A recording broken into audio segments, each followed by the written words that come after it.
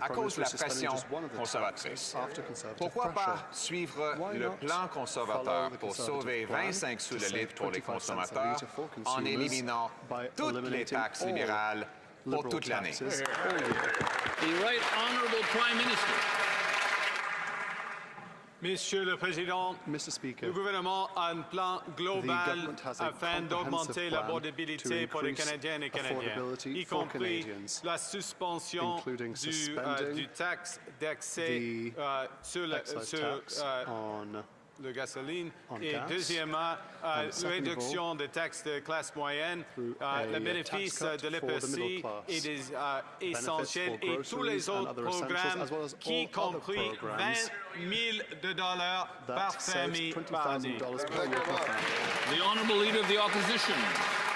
La classe moyenne et les pauvres souffrent plus après un an de ce premier ministre libéral, selon Statistique Canada, qui a publié un rapport indiquant que l'écart entre les plus riches et tous les autres est plus grand que jamais. Ce premier ministre imprime de l'argent qui cause de l'inflation, qui gonfle les avoirs des milliardaires et gonfle le coût de la vie pour tout le reste. La taxe sur l'essence, c'est une taxe sur les pauvres. C'est une taxe sur l'épicerie, une taxe sur les gens en besoin. Pourquoi le Premier ministre ne veut-il pas éliminer toutes les taxes libérales sur l'essence pour venir en aide aux plus pauvres au Canada? The Right Honourable Prime Minister.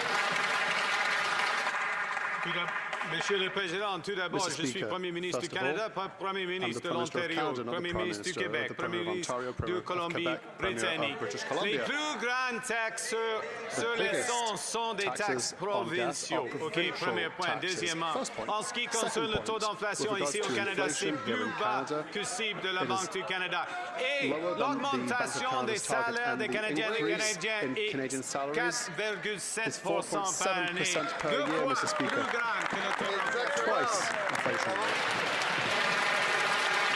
The Honourable Leader of the Opposition. There are 3 Liberal taxes on gasoline. There's the excise tax, there's the new Liberal carbon tax that they call the fuel standard, and then they charge the GST on those other taxes. Because of Conservative pressure, this Prime Minister The Honourable Member for Hamilton, Ancaster, I believe it is far too loud for your question period.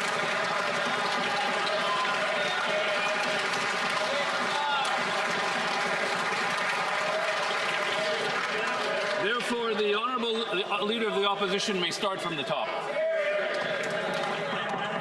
Thank you very much, Mr. Speaker. There are 3 Liberal taxes on gasoline.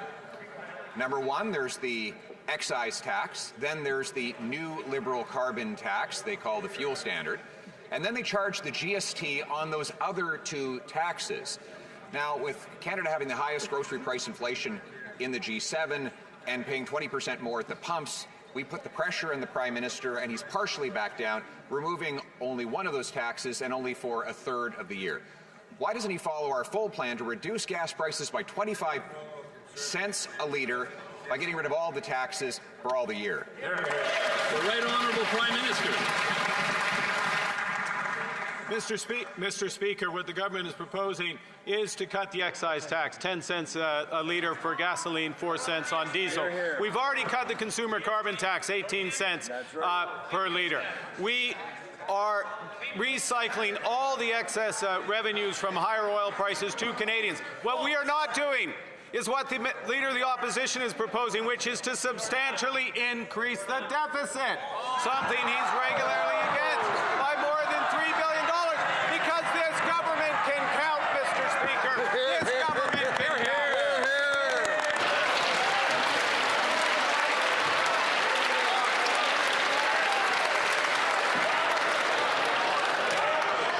The Honourable Leader of the Opposition.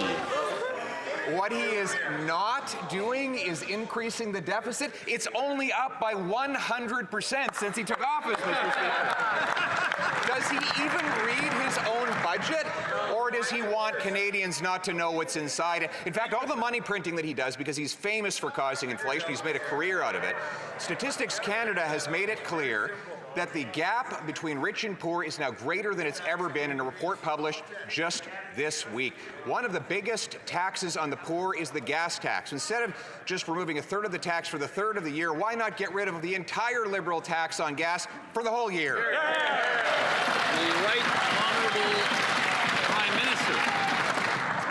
Mr. Speaker, one thing I've learned in my economics education is you've got to study history and you've got to look at numbers. My record as a central bank governor is inflation less than 2% at the Bank of Canada, inflation less than 2% at the Bank of England. But let's get back to where we are today, which is wages in this country are growing at more than twice the rate of inflation, and I'll spell it out for the member opposite. That means Canadians are getting ahead. The Honourable Leader of the Opposition. It's clear that he's learned all the wrong lessons. Not only did he cause the housing crisis in London, not only did he cause the worst inflation in the G7 when he was the bank governor over there, he advised Justin Trudeau to print money here, causing inflation. And since arriving in Canada, he's given us the worst food price inflation in the G7, the worst investment in the G7, the worst housing costs in the G7, the worst household debt in the G7. So why doesn't he learn his lesson from all the failed economic experiments that only benefit insiders with tax havens like him and get rid of all the taxes on gas for all of the year? The Right Honourable Prime Minister. Oh dear, oh dear, oh dear, oh dear. Mr. Speaker, I feel like I'm in the presence of students, and on an exam, I don't think you would pass the exam with those answers. Mr. Speaker, as the IMF confirmed yesterday, Canada will have the second fastest growth in the G7 this year. As the IMF confirmed yesterday, we have the best fiscal position in the G7. Point final. As we have confirmed, we have the highest foreign direct investment per capita in the world. Hear, hear. The Honourable Leader of the Opposition. Oh, the Liberal arrogance. You can cut through it with a knife. This is someone...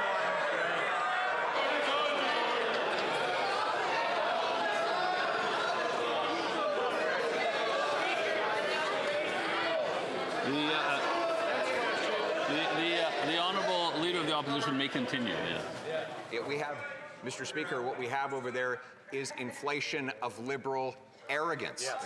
Right now, he wants to tell Canadians that they've never had it so good when food prices are rising faster in Canada than any other country in the G7, when Canadian households are the most indebted in the G7s, when Canadian housing costs are the most elevated in the G7, and when just today RBC reported that we have the worst investment in the G7. The question again is, Canadians cannot afford gas at the pump. Why not get rid of all the taxes for all the year? The Right Honourable Prime Minister.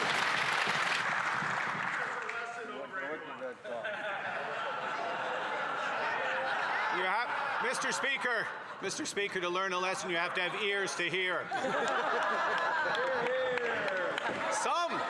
There are some on the benches opposite who've been listening, Mr. Speaker. And they will notice that wages are growing more than twice the rate of inflation in this country. They will notice that rents have gone down relative to incomes for 33 straight months. They will notice that I am out of time.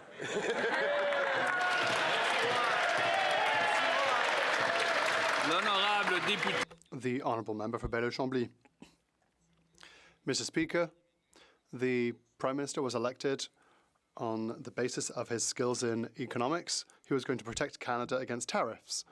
But the White House has just changed calculations on already illegal taxes on aluminium and steel, all products that have a significant value or amount of steel and aluminium. Instead of paying the illegal tariff, will now pay 25% of the total value of the product. I assume that the government has raised this with the United States. Will Canada get the United States and the White House to do a 180? The Right Honourable Prime Minister. Mr. Speaker, yes, we are working on it. And we are working with our companies, our businesses, our workers, our unions, in order to build a strong Quebec and a strong Canada. The honourable member for Belleuil-Chambly. Could the Prime Minister be a bit less specific?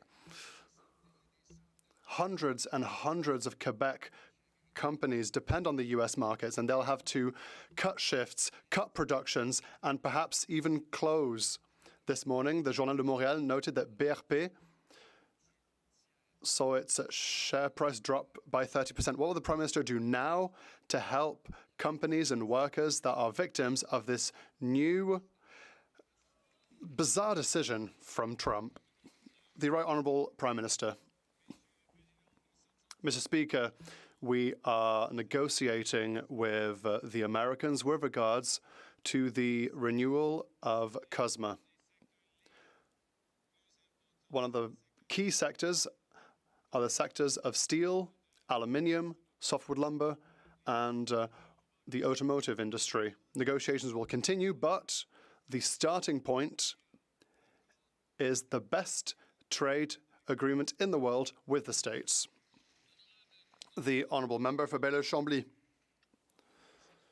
Well, indeed, it seems to be admitting that he does not know what's going on. Since the beginning of 2025, we've heard many words, but very few actions. Tariffs are getting worse every time the White House opens its mouth. The Prime Minister can't just wave his CV around, give speeches, and recruit floor crossers. What does the Prime Minister have to say to Canadians and Quebecers that see tariffs on their products that might have to close if there is no tangible action from this government? The Right Honourable Prime Minister. Mr. Speaker, since my election last April, American tariffs have actually gone down. With regards to Canada, it was over 10%. It was at 5.5%. Now it's at 4.4%. We have progressed. We want more progress. We are working very hard on all of this. And I believe, Mr. Speaker, that the people of Terrebonne were very clear. We need to work for a strong Quebec and a strong Canada. The honourable member.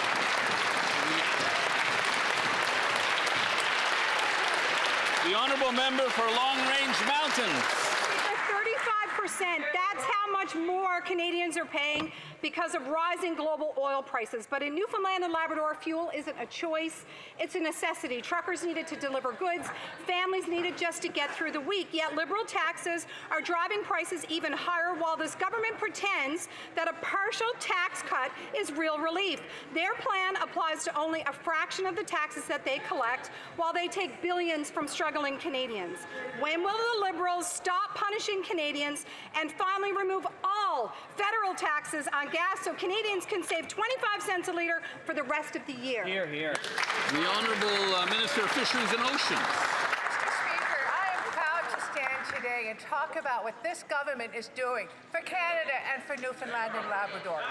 $8 billion. That's right, $8 billion for five-winged goose bay. $12 billion for Newfoundland and Labrador companies that are invested in long-term defence capacity building. Bay du Nord. While this member reads her prepared notes, on this side of the House, we are doing the hard work. That is so good. Very good. Honourable member for Long Range Mountains.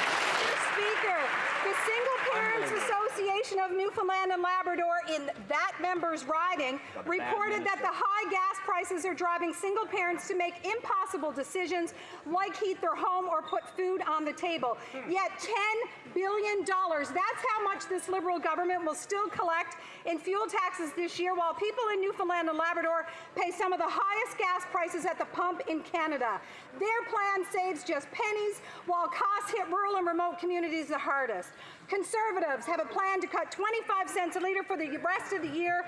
Will they stop these half measures and deliver real relief for hardworking Canadians? Minister. Mr. Speaker, while this member from Newfoundland and Labrador continues to read the same tired notes, on this side of the House, we are working to support rural communities communities with infrastructure that's available for roads, schools, hospitals.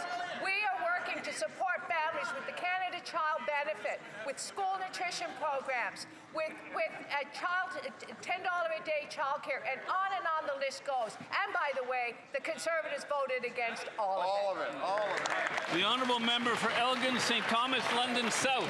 Thank you, Mr. Speaker. As always, the Liberals are claiming a collaboration but delivering obfuscation, accepting the Conservative argument that the gas prices in this country are too high. But as always, they give a half measure, not even half, delivering a third of the proposed tax cut the Conservatives have offered for a third of the year. If the Liberal government is serious about affordability, why not do what the Conservatives have been proposing to save Canadians 25 cents a litre on gas, $1,200 a year, cut the GST on fuel, cut the fuel excise tax, and cut the Liberal fuel standard. The Honourable Minister of Energy and Natural Resources. Mr. Speaker, let me help the member opposite. We have already cut taxes on gasoline by 28 cents a litre since becoming the new government. We have reduced taxes for the middle class. We have cut GST. We have eliminated development charges. We've eliminated development charges to reduce the price of a home by $200,000 in my riding. That's what affordability looks like. The honourable member for Elgin, St. Thomas, London South. Mr. Speaker, if my car ran on hot air, I wouldn't care about the tax cut after that answer. But most Canadians don't have the ability to do what these Liberal insiders are doing and weather all of this. They blame Iran, neglecting the fact that 25 cents a litre goes directly into government coffers. This is a very real suggestion. People in Elgin, St. Thomas, and London don't view driving as a luxury. They know it is a necessity to get around, to get to work, to drive the kids to school. So why won't this Liberal government take these concerns seriously and drop 25 cents a litre right now? The Honourable Minister. Speaker, I'm confused. 28 cents a litre is hot air? 28 cents a litre? Whoa, whoa, whoa. The noise isn't just coming from the right corner in the back. There's a lot of it coming from here. The Honourable Minister may start from the top. Mr. Speaker, I'm confused. 28 cents a litre cutting gasoline is hot air? $200,000 on a new home is hot air? If that's what he thinks is hot air, maybe he needs to go back to school. The honourable member for Hamilton East, Stony Creek. After years of Conservative pressure, the Liberals have announced a watered-down version of our Conservative plan. The Liberals are only removing a third of the fuel tax for a third of the year, all while still collecting up to $10 billion more from taxpayers. I've heard from the community I represent in Hamilton, and that's not enough. Conservatives will remove the whole tax for the full year. So will the Prime Minister listen to Canadians, vote with us, and bring real relief at the pumps? Honourable Secretary of State for Sport. Thank you, Mr. Speaker. Try as they might, the Conservatives are not fooling Canadians, and that member is not fooling Hamiltonians, Mr. Speaker. They know that fuel is too expensive because of the war in the Middle East, and they also know that our Liberal government is meeting the moment with a tax cut for 22 million Canadians, with affordable childcare and dental care for families, with the groceries and essentials benefit to deliver up to $1,800 for families with a modest income, Mr. Speaker. And as a result of this week's affordability announcement, we are letting Canadians keep $2.4 billion in their hands, in their pockets after they earn that hard-earned money at the gas pumps, Mr. Speaker. Canadians can see right through the Conservative bluster on this issue. The honourable member for Hamilton East, Stony Creek. The Prime Minister confirmed Conservatives have the solution for Canadians, but he's only delivering a third of our plan. Liberals are keeping the GST and the clean fuel standard. It's time to cut all the tax for a full year. Our plan will cut an extra 25 cents per litre, which will save families $1,200 per year. This is what Hamilton wants. Mr. Speaker, let's make it a great day for Canadians. Will the Prime Minister vote with us and bring real relief at the pumps? The Honourable Minister of Artificial Intelligence and Digital Innovation. Mr. Speaker, the party of no can't seem to take yes for an answer. We just canceled the excise tax on gas, saving 10 cents a litre for a family, 28 cents since we became the government, $2.4 billion in the pockets of family. And what do these guys say? They say no. They say no to all our affordability issues, no to the food and groceries essentials. They don't say yes to Canadians. We are building a real plan for real families and real affordability, Mr. Speaker. The honourable member for Prince George, Peace River, Northern Rockies. After 11 years of Liberals, affordability is getting worse for Northerners despite what they tell you. From their own recent Nutrition North report, quote, in Northwest Territories, 60.7% of Inuit are food insecure, and in Nunavut, 76% of Inuit experience food insecurity. The question is, will Liberals vote for our Conservative motion to remove all federal taxes on gas and diesel? Or Canadians can save 25 cents a litre for the rest of the year? Or will they keep voting for half measures? The Honourable Minister for Northern and Arctic Affairs. Mr. Speaker, we're making life more affordable in the North, not just in big cities, but across Northern Indigenous communities. Right. We've cut taxes for 22 million Canadians so Northern families could keep more in their pocket. The Permanent National School Food Program is saving families $800 a year, and we're also cutting costs for jet fuel, which is going to impact communities throughout north of 60. We're tackling food costs and building all-season infrastructure in the North and Arctic. We're building for all of Canada, Mr. Speaker. Le député de Drummond. The honourable member for Drummond. Mr. Speaker, regional French language news media is under threat, and this is even more true since the RTC added 15 global news stations to the Independent Local News Fund, but without increasing the funding. There are more media outlets, but they're sharing the same funds.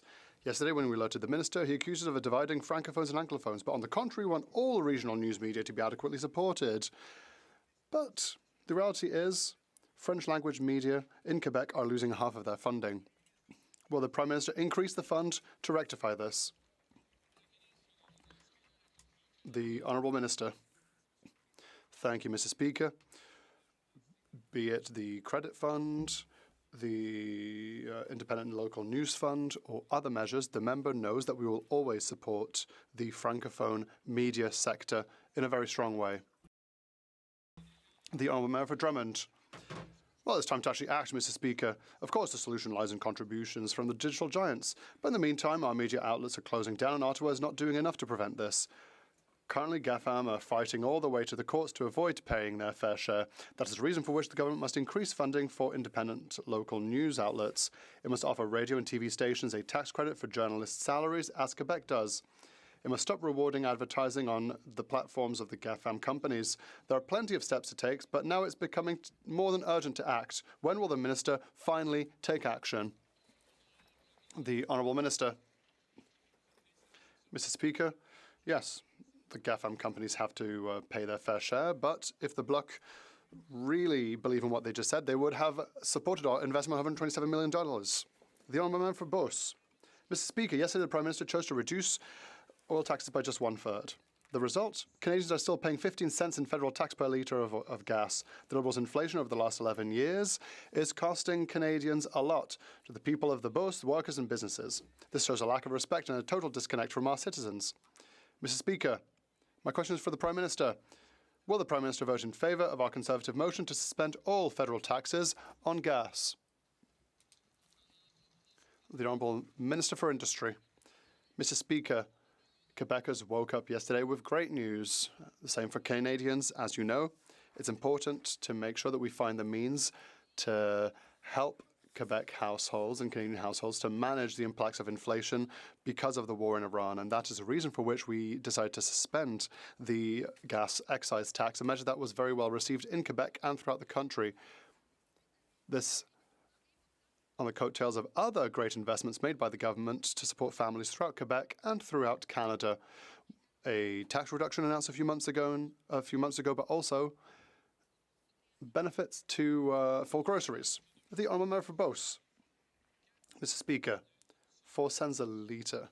That's not going to change anything. It's a farce. Canadians are being suffocated by the Liberals' inflationary cost of living.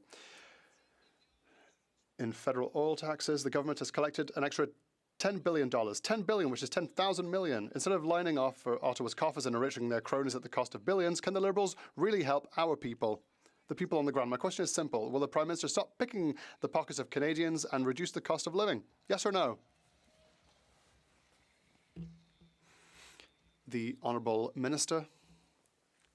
Mr. Speaker, you know, in Ottawa, we actually do our homework. We do what needs to be done. We've suspended the gas excise tax. We've reduced the tax burden on Canadians and Quebecers, and we also help people to fight against food inflation at the grocery store. But my Quebec is from Quebec like me. Quebec will also do the work, and we will work with the new Premier of Quebec, who has promised in her program to also fight against food inflation and the cost of living in Quebec. The Honourable Member for Richmond-Arthabasca. Thank you, Mr. Speaker. It's a fact the Liberal government is set to pocket over $10 billion extra with the rise of oil prices. The Liberals have announced a third of our proposal, and only until September. $10 billion unbudgeted. Why not take an extra $5 billion in tax revenue and remove all taxes on oil for the whole of 2026 to finally give Canadians a bit of breathing space, as the Conservative Party is proposing? Will they do this? The Honourable Minister. Thank you very much, Mr. Speaker. It's true, we don't control gas prices that have increased because of the war in Iran and tensions in the Middle East. What we do control is what we do to help Canadians. I was able to reiterate the fact that Quebecers will see a 10-cent per litre reduction, which will help families to spend less. We also control how we vote in the House, and in my riding's constituency, over 40,000 people now have access to dental care. Why is he always against helping his own people? The Honourable Member for Richmond-Arthabasca.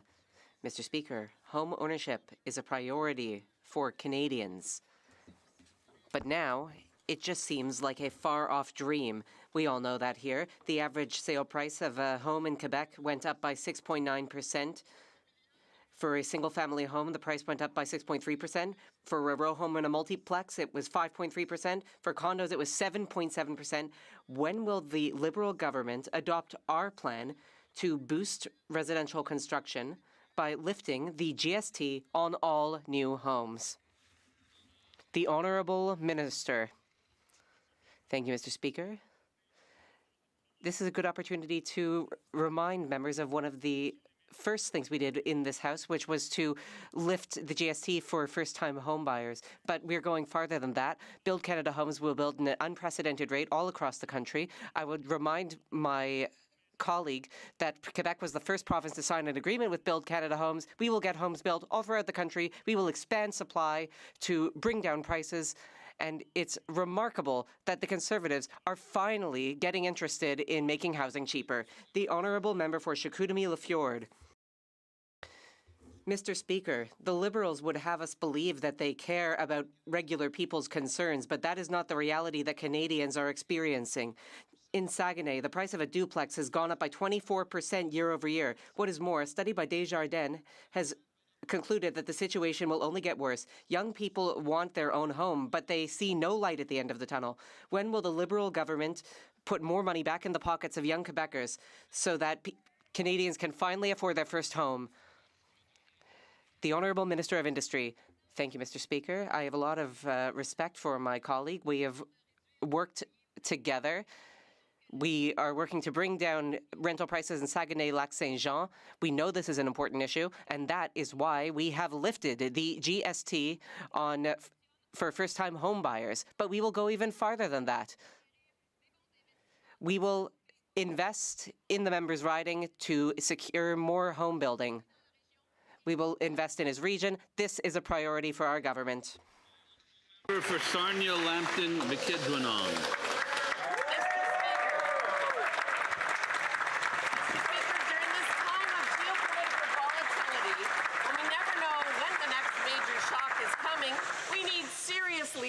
And a real plan plan to build a strong and more independent Canadian economy.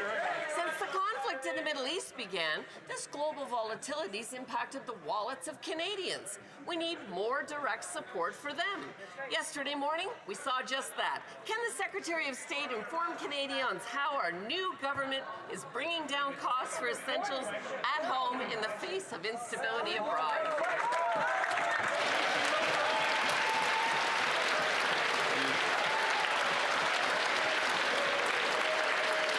The Honourable Secretary of State for Financial Institutions. Mr. Speaker, I want to thank the member for Sarnia-Lambton for that great question and determination to do what's right for Canada. That's right.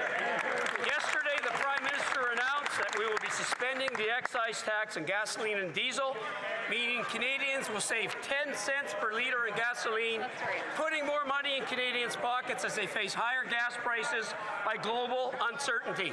Mr. Speaker, on this side of the House, we are focused on making life more affordable for Canadians. The other side continues with the rhetoric. Thank you, Mr. Speaker.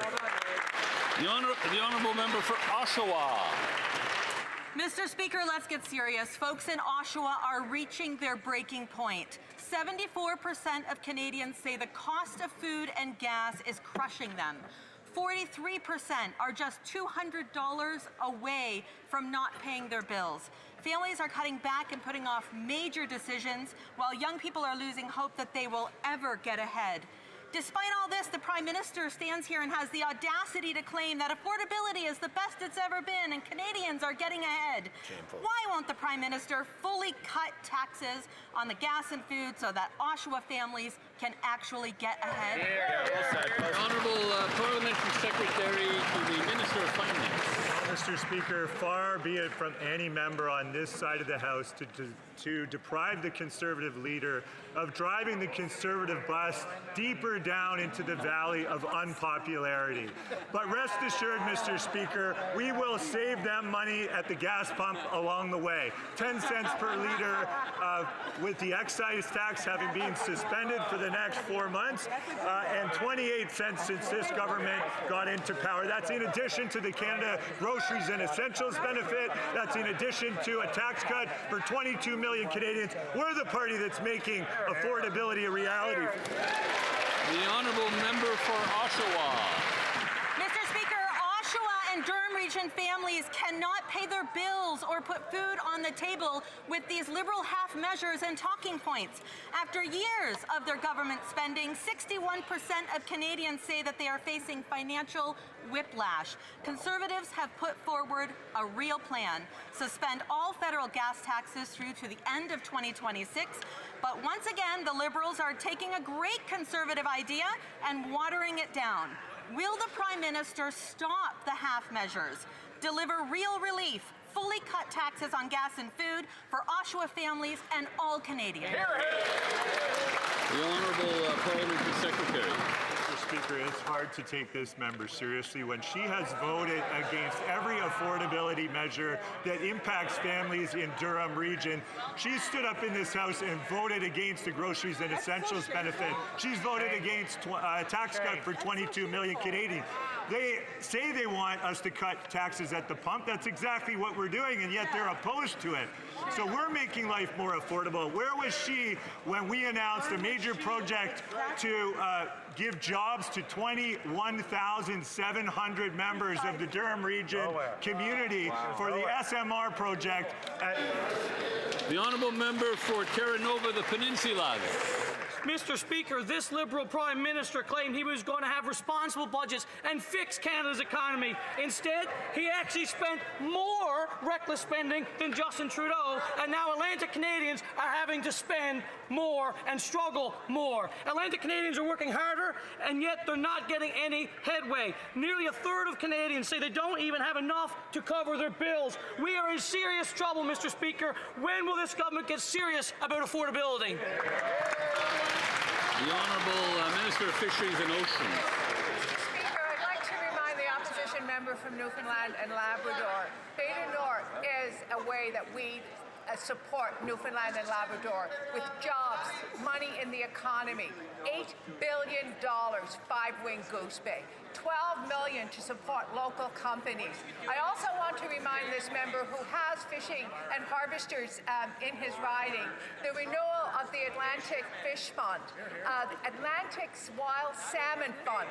We are doing the work. We are not reading tired notes, and we are not following just poor politics.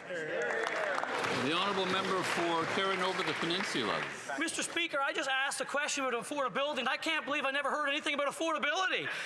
But I guess that's no surprise, considering this fisheries minister voted against my bill that would have allowed struggling Newfoundlanders and Labradorians to fish for food 7 days a week on Wednesdays, go out in their small boats, they can fish for food, bring down their grocery bill. Will this fisheries minister allow Newfoundlanders to fish 7 days a week to help with their grocery bill? Thank you, Mr. Speaker.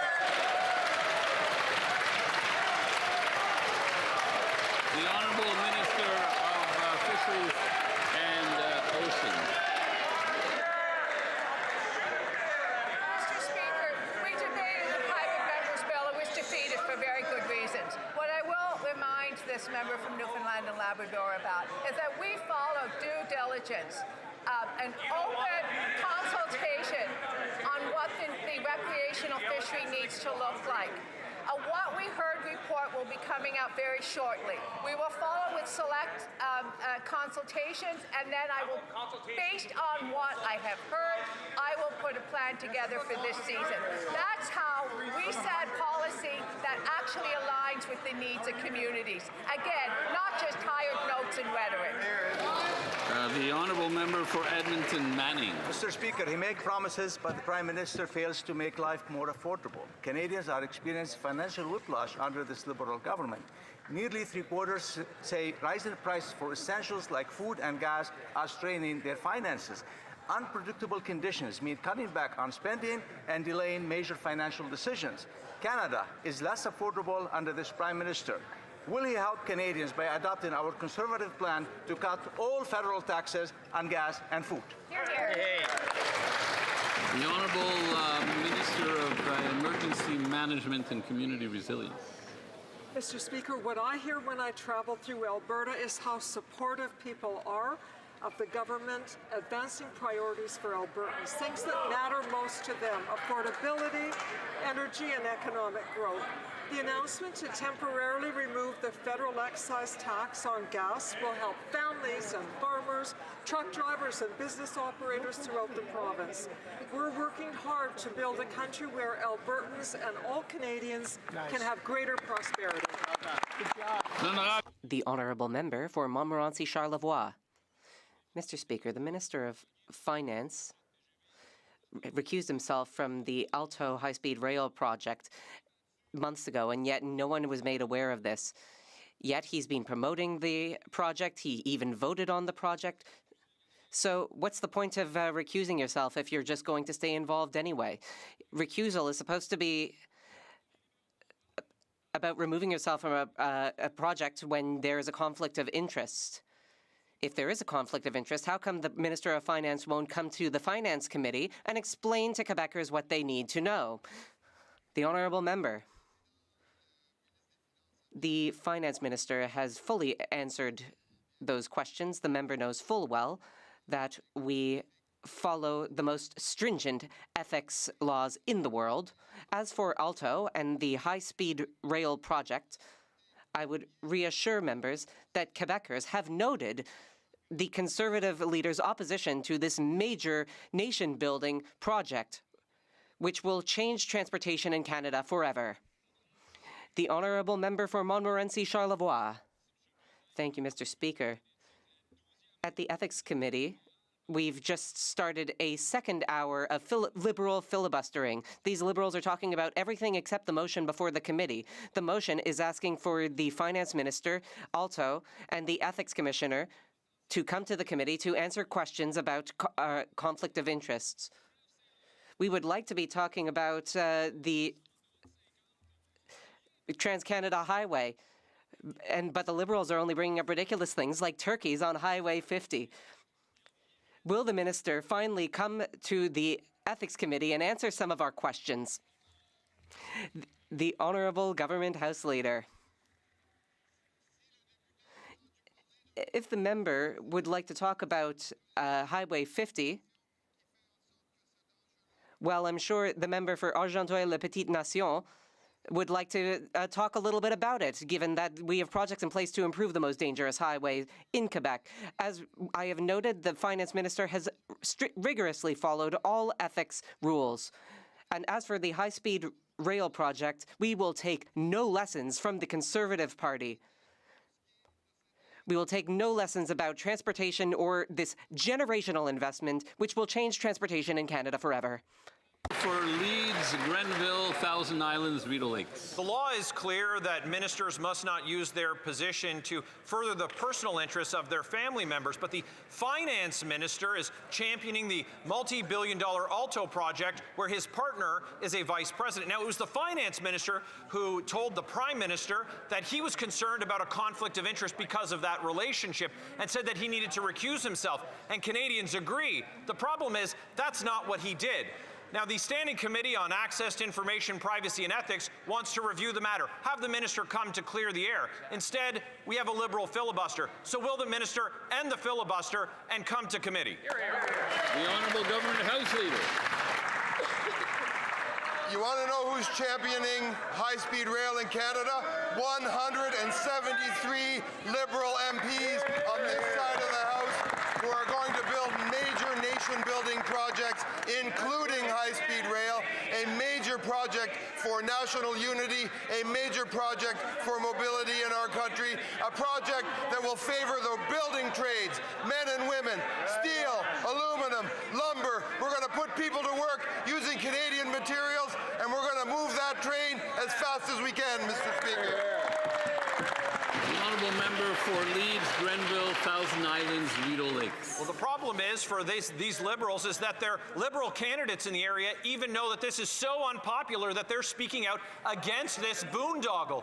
And Canadians want accountability from these Liberals. It's $90 billion, and the minister is refusing to come to committee, and there's this Liberal filibuster that persists. My question is to the chair of the Standing Committee on Access to Information, Privacy and Ethics. Can he tell the House why the minister hasn't been scheduled to appear to testify on this conflict of interest scandal?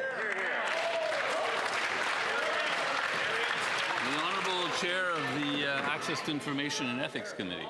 Thank you, Mr. Speaker. And the member's quite right. If the minister had nothing to hide, he'd have nothing to fear coming to the Ethics Committee. The Ethics Committee will be heading into its 12th hour with the Liberals filibustering an amendment that Conservatives actually support. Mr. Speaker, the motion calls on the Finance Minister to explain his claim that he's recused himself from decisions on Alto when it's clear he did not. Yesterday, the Liberal Prime Minister promised Canadians that they would see less showboating, more relevance, and substantive debate at committee. So if the Prime Minister truly believes that, why doesn't he tell his members to stand down and have the Finance Minister appear?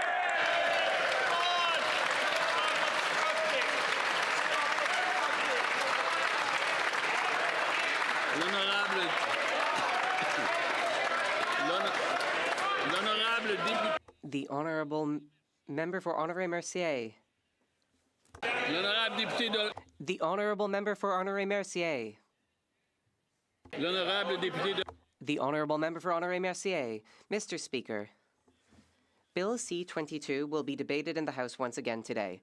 This is a crucial bill which will help to counter serious crimes like extortion and help police investigations move faster. This measure has been asked for by police officers from across the country, including the member for Medicine Hat Cardston Warner. Could the Minister of Justice explain to the House how important Bill C-22 is for the safety of all Canadians? Minister of Justice. Mr. Speaker, I would like to thank the member for Honoré-Mercier for his question. Crime is increasing in frequency and sophistication. Criminals are using digital tools to abuse children and engage in human trafficking. C-22 would bring about lawful access, giving police officers the tools they need to combat organized crime and protect our communities. Police officers from Quebec and Canada have called for these tools. We have listened to them, and I call on all members to support this important bill. Member for Selkirk, Interlake, Eastman. Once again, the Liberals are giving to our troops with one hand, but taking with the other. The Prime Minister and Minister of National Defence love to brag about their fake raise they gave to the forces. The reality is many of our troops are taking home less on their paychecks because of Liberal policy changes. Sadly, military families were only given 1 week's notice before the change to their out-of-pocket, out-of-country living allowances, in some case reducing their take-home pay by up to $1,500. Why are the Liberals shortchanging frontline troops who are putting their lives on the line to defend Canada? The Honourable Minister of National Defence. Mr. Speaker, there's nothing fake about 8%, 13%, and 20% pay raises. That's the first thing to do. The member knows better than to raise this subject matter, which is important this way. 90,000 members of the forces are getting a pay raise. He's aware of that. We've invested in hundreds of new housing units on and off basis, Mr. Speaker. 800 homes are being constructed today. We've modernized the application process. Mr. Speaker, we're making progress. I'm looking forward to thoughtful and earnest suggestions for improvement. That was not one of them. Yeah, you voted against. The Honourable Member for Selkirk, Interlake, Eastman. Well, Mr. Speaker, all that bragging is just talk and no action. It's the Minister of National Defence's job to fight for the best interests of those who put on the uniform to fight for each and every one of us. These brave Canadians deploy to Latvia and other places around the world without hesitation. They sacrifice months away from their loved ones in the name of Canada because the minister tells them they have to. It is his job to make sure they're treated as the best that this country has to offer. Instead of making excuses or bragging, will the Defence Minister take responsibility and help our military families make ends meet? The Honourable Minister. It's a bit rich, Mr. Speaker. He's voted against every single proposal to look after our forces. He has no ground to stand on, Mr. Speaker. The members of the Canadian Armed Forces carry out important work on behalf of Canada here at home and around the world. We've introduced a suite of cost of living supports to support them and their families. That's a well-deserved pay raise. $100 million for additional childcare. $3.7 billion for 7,500 new housing units. Our work to support the members of the Canadian Armed Forces, Mr. Speakers, and their families continues each and every day. The Honourable Member for Vernon Lake Country, Monashi. Thank you, Mr. Speaker. Mr. Speaker, the Minister is telling us half the story about the pay raises. What he's forgetting is that overseas reductions of over $1,500 a month are being taken back from living allowances. These are real families putting their lives on the line abroad who are given just 6 days' notice and are now scrambling to adjust. This Liberal government increases pay only to claw it back. The headlines all scream about increased military pay, but why are so many frontline soldiers deployed overseas actually being forced to take a pay cut? Minister of National Defence. Once again, Mr. Speaker, let's be factual. 8%, 13%, 20% pay increases. Annual retention bonuses based on years of service. Instructor benefits, special incentives to allow folks to move from the practicing of their trades in the forces to become instructors. We're making progress, Mr. Speaker. We are all together, collectively rebuilding the Canadian Armed Forces. The members on both sides of the House are aware of this. I would welcome their thoughtful input. The Honourable Member for Richmond East, Steveston. Mr. Speaker, global conflicts and chaotic and irrational decision-making with critical oil supply chains has led to increased global prices. While these events seem distant, they are already pushing prices higher at the pump, grocery store, and causing Canadians to rethink where they're booking their summer holiday. Budget 2025 laid out how Canada's new majority government will create a more independent and resilient Canadian economy. Can the Secretary of State lay out how our government is supporting Canadians day to day? The Honourable Secretary of State for Financial Institutions. Mr. Speaker, I want to thank the member from Richmond East Steveston for that great question. Yes, indeed. Yesterday we paused and suspended the excise tax on fuel, 10 cents. We cut the consumer carbon tax. That's another 18 cents, 28 cents total. We cut taxes for 22 million Canadians. Groceries and essentials benefit, $1,900 per family this year, $1,400 a family for the next 4 years. On this side of the House, we're going to continue to focus on bringing costs down for Canadians, making life more affordable for Canadians. That side continues with the rhymes and the rhetoric. Thank you, Mr. Speaker. The honourable member for Windsor West. Mr. Speaker, on April 6th, the U.S. government imposed Section 232 tariffs that threatened nearly 60,000 Canadian jobs and hit an industry worth $6 billion that feeds a manufacturing sector that's worth over $100 billion. These new tariffs are hammering our mold makers right now. Some companies are thinking of moving to the U.S., unfortunately. Canadian mold makers are in Washington today trying to negotiate on their own because this Liberal government is refusing to do that. About Windsor workers and Canadian businesses and actually defend our country's economy and our jobs. The Honourable Minister of Industry. Speaker, of course, we will be there for the Windsor workers affected by these tariffs, and that is why also, along with Premier Ford, I was in Windsor a month ago to open a new important battery factory with 3,000 new jobs in Windsor. That being said, Mr. Speaker, we're well aware of what my colleague is referring to. I met with the steel industry again yesterday. I've been working the phone, and my colleague, the Minister of U.S. Trade, also has been on this. Our entire team in Washington is also activated. We will defend our steel workers. We'll defend aluminum workers. Thank you. The honourable member for Vancouver Kingsway. Mr. Speaker, grocery giants are ripping off Canadians again. First, they colluded to fix bread prices. Now, they're committing fraud by deceptive weight labels on meat. They are literally putting their fingers on the scales to overcharge shoppers. And instead of enforcing the law, the Liberals cut Canadian food inspectors, the only way to protect consumers. This Prime Minister said he wanted to be judged on the cost of groceries. Will he take action to stop the food monopoly from cheating Canadians? Hear, hear. The Honourable Minister of Industry. Where I agree with my colleague is definitely we don't want companies to pass costs to consumers. We will be there to protect consumers at a time where we know the Competition Bureau needs to do its work. That is why my team and I have engaged the Competition Bureau. We will be hawkish on competition. We will go against any form of illegal form of proceedings. Thank you. That's it. Alors, ça met un terme à la période des questions. That ends our time for question period today.